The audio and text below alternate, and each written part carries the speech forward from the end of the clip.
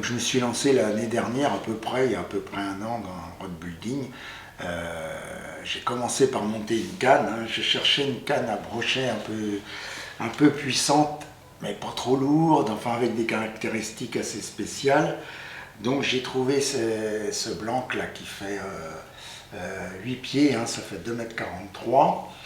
Et puis qui est à la fois une canne pas très lourde, donc assez longue, assez puissante, hein. Elle doit faire une puissance de 30-150 grammes, donc ça permet quand même de lancer des bowlers. Et puis ce bras de levier sur des grandes étendues, c'est assez pratique, hein. Donc c'est pareil, moi l'avantage du road building, c'est que j'ai mis une poignée en liège, hein, j'aime bien ce côté-là. Et puis je l'ai monté aussi en casting spirale, hein. Donc vous voyez, c'est une canne casting avec les anneaux qui démarrent dessus comme une casting et puis qui progressivement vont tourner pour terminer sur un montage classique, hein, et qui vont se terminer comme une canne spinning. Voilà, donc j'ai fait une deuxième canne ensuite, pareil pour le brochet, mais beaucoup plus courte, pour pêcher en jerkbait, hein, pour pêcher avec des jerks, hein. Et puis ça permet d'avoir des actions, de vraiment bien jerker les leurres avec une canne cette fois-ci beaucoup plus courte, hein.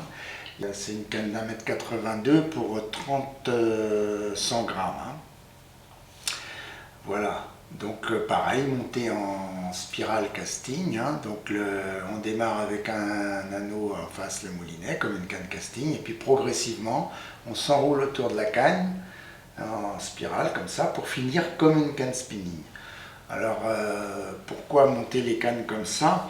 Tout simplement, ça a un intérêt pour moi qui n'est pas négligeable, c'est que la tresse, même en tension extrême, ne va jamais toucher le blanc. La tresse, vous voyez, elle ne va jamais toucher le blanc. Alors que si on a une canne casting montée d'une façon classique, hein, la tension, je vais exagérer, elle va être de ce côté-ci, et on voit très bien que la tresse va frotter un petit peu sur le blanc, hein, ce qui n'est pas forcément une bonne chose pendant le combat. Donc c'est des choses qu'on peut se permettre grâce au road building, puisque là c'est nous qui décidons du montage. C'est le gros avantage du road building, hein, parce que vous l'avez compris, moi j'aime bien le liège sur des cannes puissantes, c'est un confort de pêche. Bon, après c'est aussi peut-être lié à ma génération où les cannes étaient faites comme ça, et il y a une espèce d'attachement de côté esthétique, mais c'est surtout un confort de préhension, hein. Quand on a la main sur le liège, c'est quand même confortable.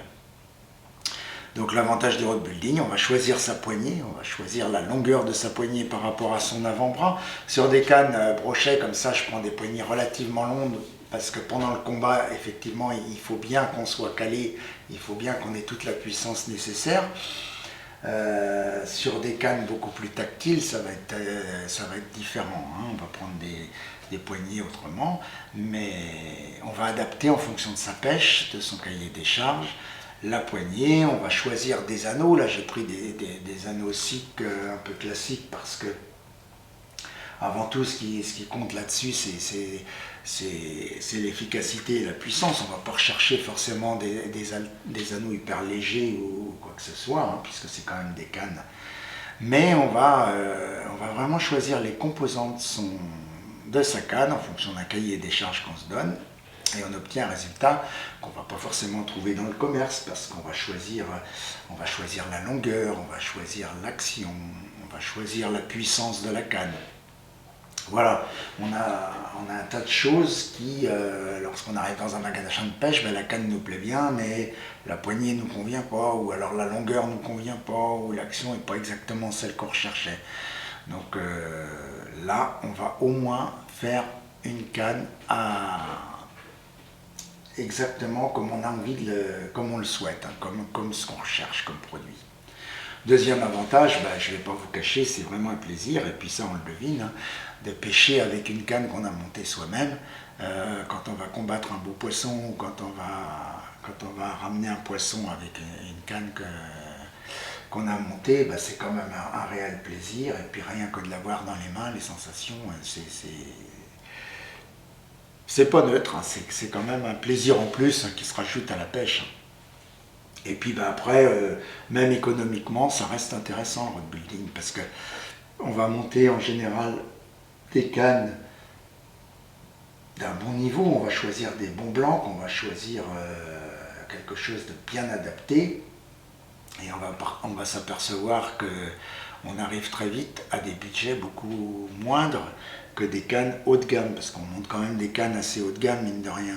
On va pas on va pas passer du temps à monter une canne pour faire vraiment le bas de gamme d'entrée de gamme, donc on va choisir des choses de qualité. Et au final, on va s'apercevoir que le budget, ben, même s'il est conséquent parce que c'est de la qualité, il reste quand même en deçà des très hauts de gamme des différentes marques, hein. Là, la canne que je veux monter, donc je veux qu'elle soit résonnante, je veux qu'elle soit légère et quand même assez une action de pointe. Donc ça, j'ai choisi le blanc en conséquence, hein. Je vais prendre donc un 7 pieds avec une action de pointe bien marquée. C'est un blanc qui va faire 61 grammes, je crois. Donc c'est une canne très légère qui va en résulter.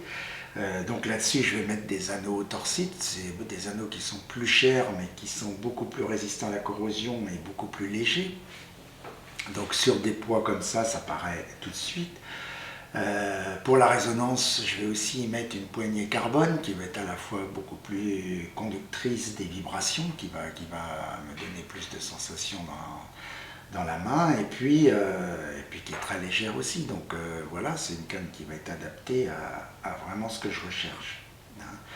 Et si on prend une canne de haut de gamme dans le commerce, eh ben, on va s'apercevoir que des cannes à 700 balles, eh ben, à 700 euros, une canne à 700 euros dans le commerce, elle va avoir des très belles finitions, elle va être bourrée de vernis, de peinture et de choses qui vont absorber un peu les vibrations, d'ailleurs c'est pas toujours mieux. Et puis on s'apercevra qu'on a une poignée en EVA les trois quarts du temps, hein, qu'on a une poignée classique, et puis qu'on a des anneaux SIG titanium classiques, hein, mais qu'on n'est pas sur de l'anneau tensite ou de la poignée carbone. Et moi, ma canne, là, tout compris, elle va me revenir à 350 euros à peu près. On est loin des 700 euros d'une canne du commerce. Alors peut-être les finitions ne seront pas tout à fait pareilles, mais tout dépend de ce qu'on recherche, hein. Moi, dans une canne, c'est d'abord un outil, et puis rien n'empêche de faire des très belles finitions, hein. Vous pourrez voir des vidéos des road builders. Il y a des gens qui sont vraiment pointilleux, qui sont vraiment minutieux et qui arrivent à sortir des choses très personnalisées.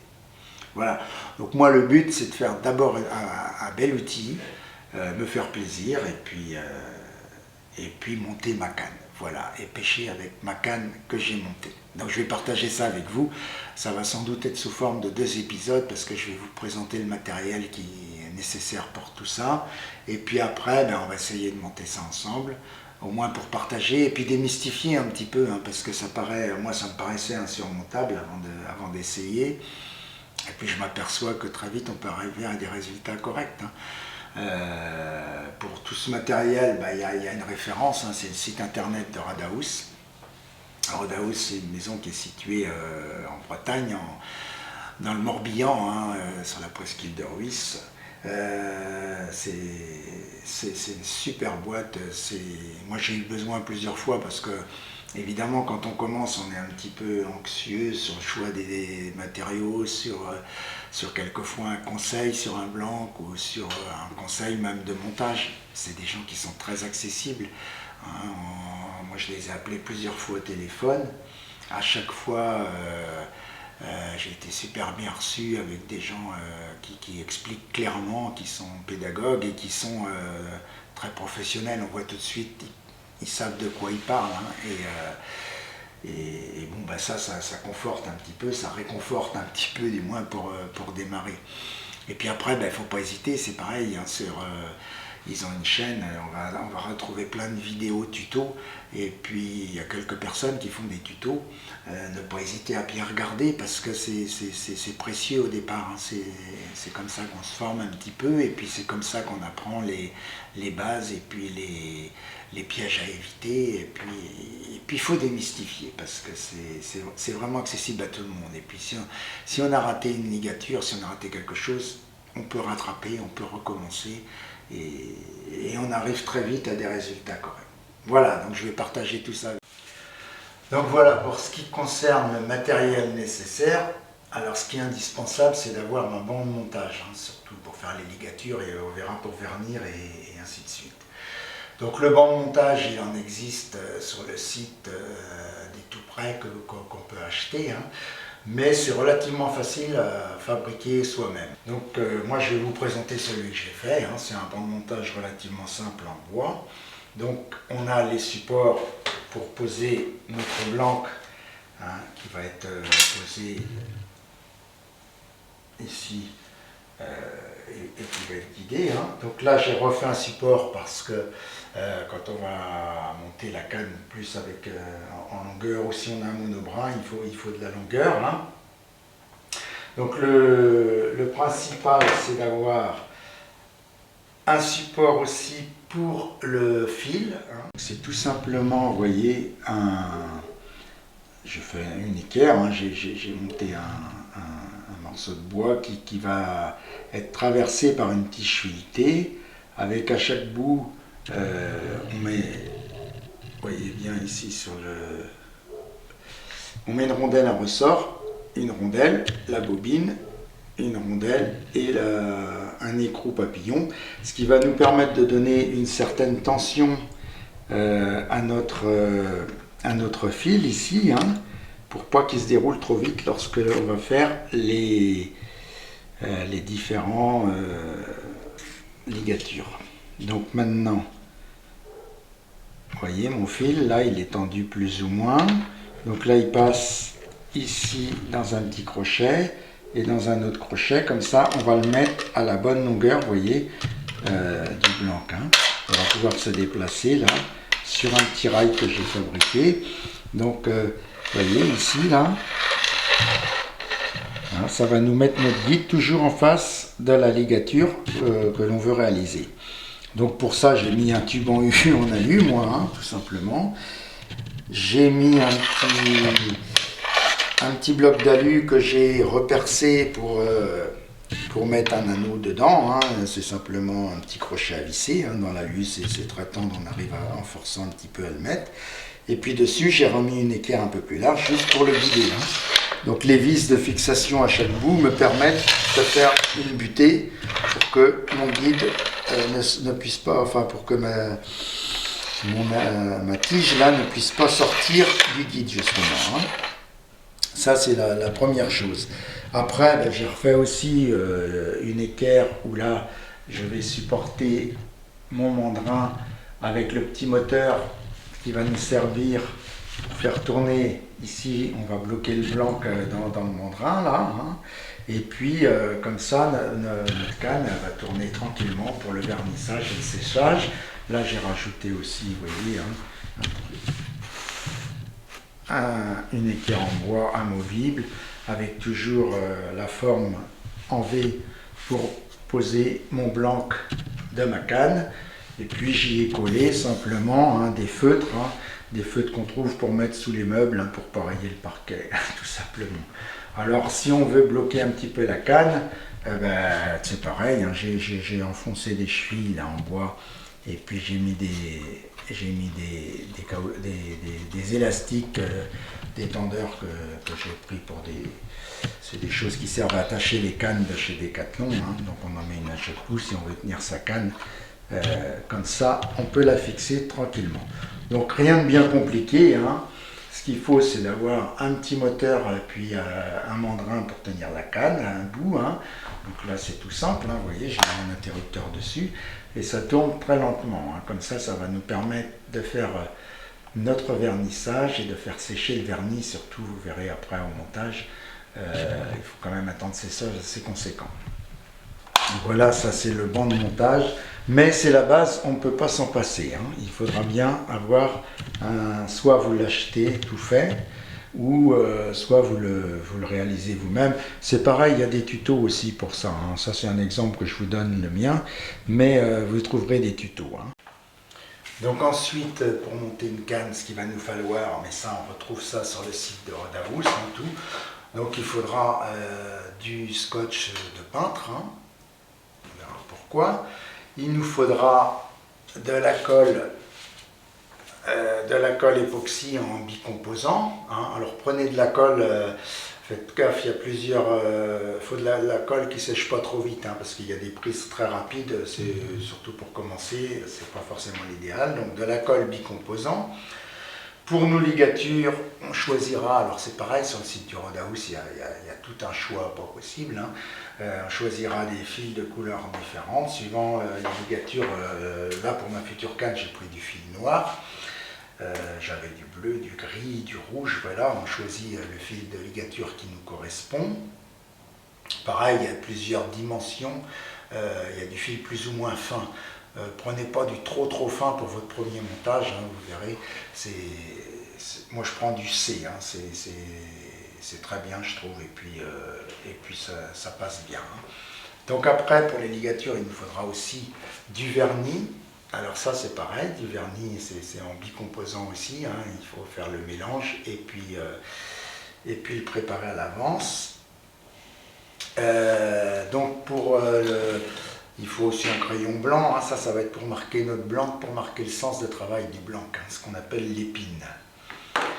Après j'ai aussi une paire de seringues, ça je l'ai acheté avec le vernis parce que c'est moitié-moitié la colle et le vernis. La colle, si on n'est pas précis, c'est pas trop grave. Le vernis, il faut être absolument très précis. Donc on prend des seringues bien graduées qui nous servent de doseur. Hein.